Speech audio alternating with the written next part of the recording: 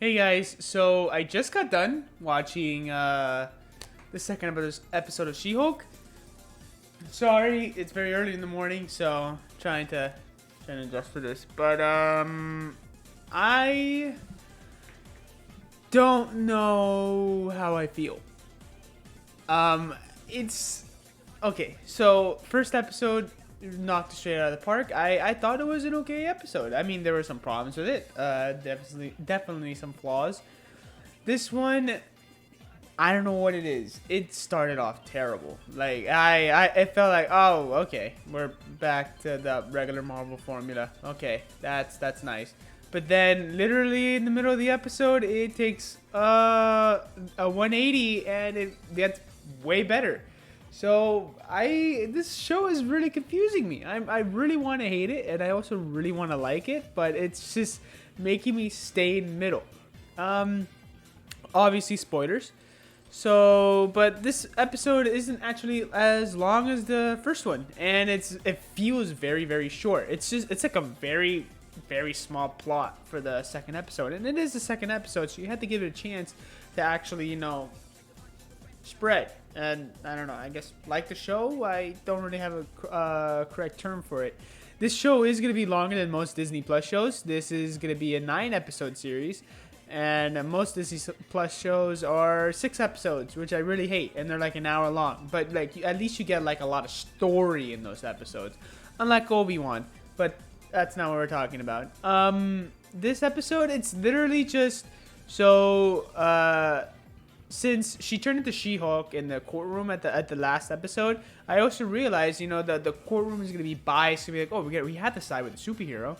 Yeah, this episode she gets fired, and because of that, they just think it's gonna be very biased and everything. No one wants to hire her, and then someone does because he wants to create a super law division. He wants to help out, I guess, supervillains or regular heroes that need superheroes as attorneys.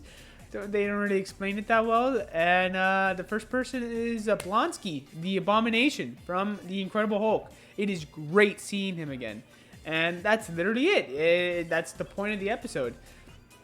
It was, yeah, like I said, it was really great seeing Blonsky again. He made some really good points. And until I actually I wanted to believe it. I really did. I was be like, oh, okay, this is an interesting turn for the character, and it completely screws everything up at the end. So when basically when she gets hired, they tell her, okay, so you need to be the attorney for Blonsky, right? She doesn't want to. She's contemplating because Blonsky tried killing Bruce before. Then she goes to go meet him. And he's saying, oh, I'm renowned. I was just doing what the government told me to. I was literally just a guy trying to stop the Hulk because General Ross asked me to. And they put the super soldier serum in me, and it turned me into a freakish monster. And he sounded very sincere. And I can't believe it. I was literally contemplating to myself, should I believe this guy? Like, because he seems pretty right, to be honest. And so throughout the episode, she's just wondering, oh, should I help him? She calls Bruce. Bruce tells her, oh yeah, sure, you can help him. It doesn't matter. He even sent me a letter a while back saying that he's sorry for everything, so it should be all good. Which I don't think a letter should solve everything after years of torture, but whatever.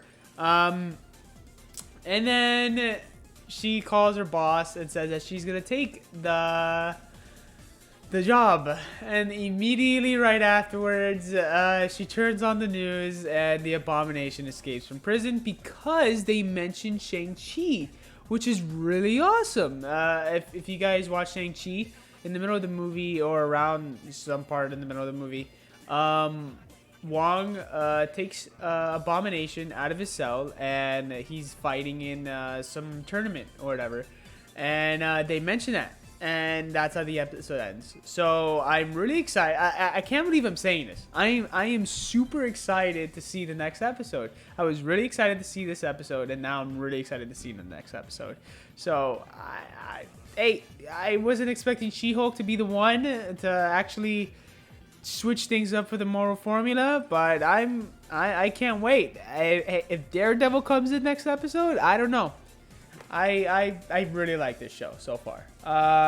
Is it better than other Marvel shows? I don't know. I have to think about it. But for this episode, I think I'll give it a 7 out of 10. Just like the first episode, it's not great, but it's also not bad either. Like, you should at least give it a chance to watch it. That's pretty much all I have to say for it. These reviews aren't long because these episodes are not as long as other Marvel shows. So I don't really know what else to say. But I guess I'll just see you guys in the next video. Like I said, I can't wait for the next episode. I really cannot. I really want to see it. I'm pretty sure Daredevil might show up within like the 5th episode or the 6th episode, because what I'm afraid is I don't want them to focus on Daredevil or make him the center of the attraction when this show is called She-Hulk. Okay, I don't want like Daredevil to show up and be like, oh, I don't know, who cares about She-Hulk anymore, right? Like how the Mandalorian stole Boba Fett's show, which really sucked. But that's just me. Like I said, I'll see you guys later. Bye, guys.